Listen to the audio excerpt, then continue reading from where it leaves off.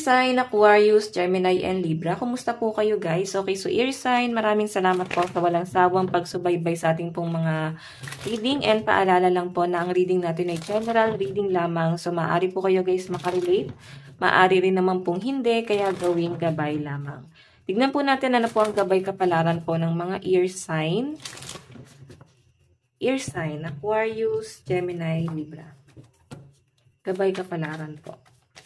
So, meron tayong real estate.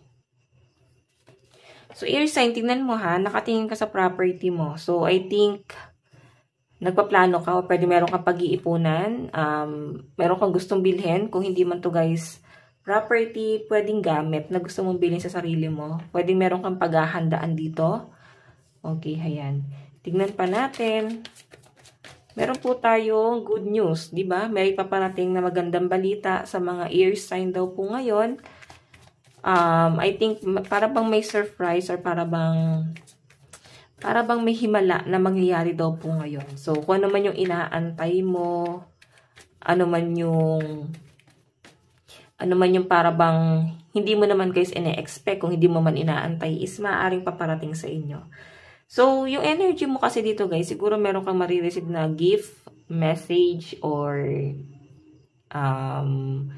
email. Pwedeng ganyan. Nakikita ko guys, hindi ka ganong maso-surprise kasi siguro yung expectation mo is parang hindi na ganon ka-excited. Okay, pero masaya ka pa rin sa kung ano man yung ma-achieve mo dito. Okay, so tingnan natin guys, meron tayong sweetheart. Oh, may nakikita ako dito guys.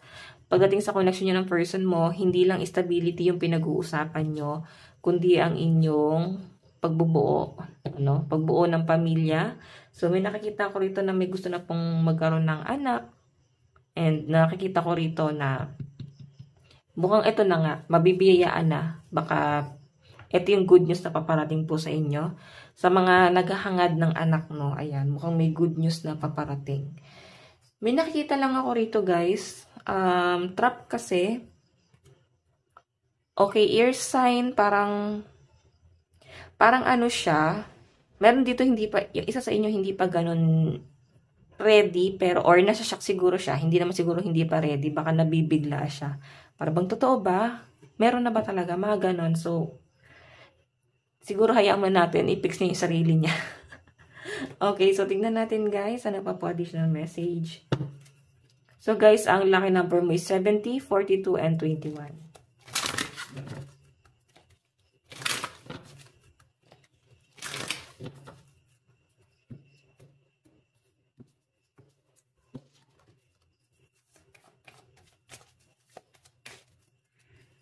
Meron po tayong speak your world into being. So, may nakikita ko rito guys, siguro kailangan nyo ng kailangan nyo kausapin yung mga ancestor mo. Spirit guide, kasi mukha na sa paligid mo lang yan. May nakikita ko rito ear sign na para bang kailangan mong kontrolin yung mga gabay mo kasi mukhang may transition na nangyayari or may mga bago na sumasama sa inyo.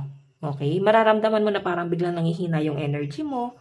Para bang wala ka masyadong nasasagap na malakas na enerhiya sa sarili mo kasi may mga bago kang gabay na nandito lang. Siguro may transition na nangyayari, guys. So ang kailangan mo dito is pahinga or meditation para makakonect ka sa kanila. So, meron tayong trust the universe.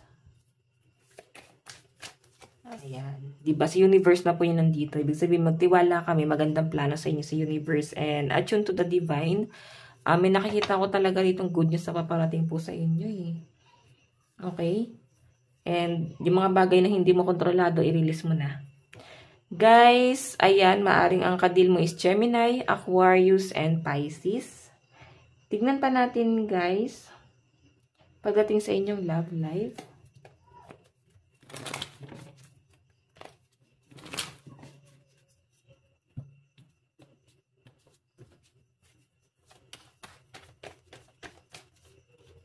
Meron tayong King of Wands. Meron tayong Death and Revert. And meron tayong Two of Wands. So, So, air sign, may nakikita kasi ako rito na nag-aantayan kayo ng person mo. Mukhang kayo ay may matinding pinagawayan or pwede nagkatampuhan. Nakikita ko guys na iniisip-isip ka ng person mo rito. Okay, gusto niya guys bumawi kung kayo ay no contact ngayon kasi maaaring may umiiwas. Pero I think may communication kasi hawak yung wands. Wands is communication. So I think may pag-uusap rito at parehas nyo naman guys ng gusto ng new beginning. Siguro hindi lang po talaga ganun nagmamadali yung isa kasi ayaw na po talaga ng expectation. Siguro kasi ilang beses na nagkasala tong isa na to. So I think parang gusto na bigyan ng leksyon. No, ayaw masyado magmadali. So Two of Wands, yung energy mo, ear sign, kung hindi kayo nag-usap ng person mo, nakatingin ka sa ibang bagay. Si person mo naman, o pwedeng may person ka ngayon, pwedeng dalawang tao yung tinitignan mo. Okay ka dito sa isang person mo. Kumbaga, ang ganda naman ng relationship mo sa kanya. Pero siguro, meron kang tinitignan na isa, someone from the past. Parang, oh, kumusta na kaya siya? Okay kaya siya? Maganda ba naging buhay niya? Mga ganyan. So, I think, ear sign, hindi ka na guys ganun ka attracted dun sa taong yun, no? So, napapaisip ka na lang talaga ngayon. Baka sinaktan ka kasi nitong taong to. Okay? So, tingnan natin ear sign pagdating sa pera. Pagdating sa pera.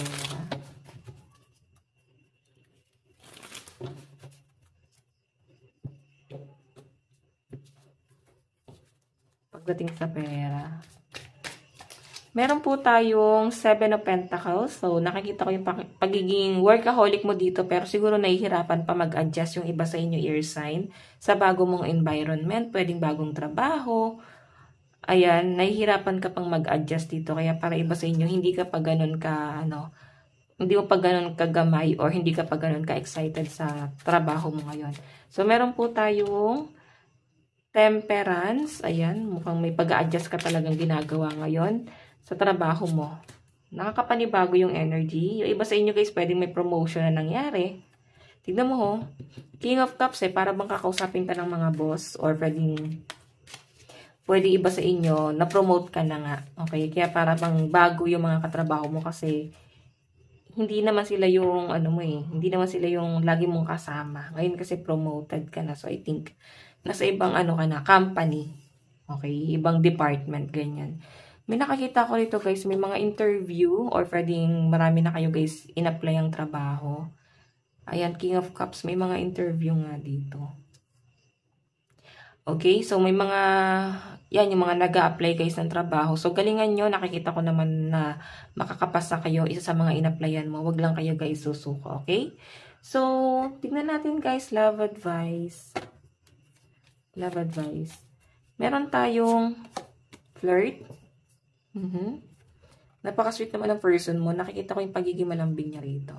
Meron tayong codependency. So, alam mo yung person mo medyo na siya guys. Talagang dumepende na siya sa inyo. Hindi naman yung parang umasa na siya sa inyo. Pwedeng dependent lang. Ano bang words yun? Basta dumepende, no? Nauutal ako, no? Basta nakadepende, hindi yung dumepende dahil may pera or what. Kumbaga, yung energy niya guys, kalahati ng energy niya, na-send niya na sa inyo. So, parang feeling niya nakadikit na siya sa inyo, hindi na niya kayang mawala ka. Ayan. Okay, so tignan pa natin. Love advice. So, ayan, nakikita ko naman dito guys na para bang, naman yung person mo, hindi na niya kayang mawala ka talaga, no? Inulit ko lang. Ganun na siya guys, kakampante sa inyo. Okay, so tignan natin, advice. Meron tayong soak in the bath. So ayan, mag-salt bath ka, no? Or habang naliligo ka or nandyan ka sa bathtub, mag-ritual ka. Kasi karamihan guys ng mga talagang dyan sila nagre-ritual. Okay, so alam nyo na yan guys.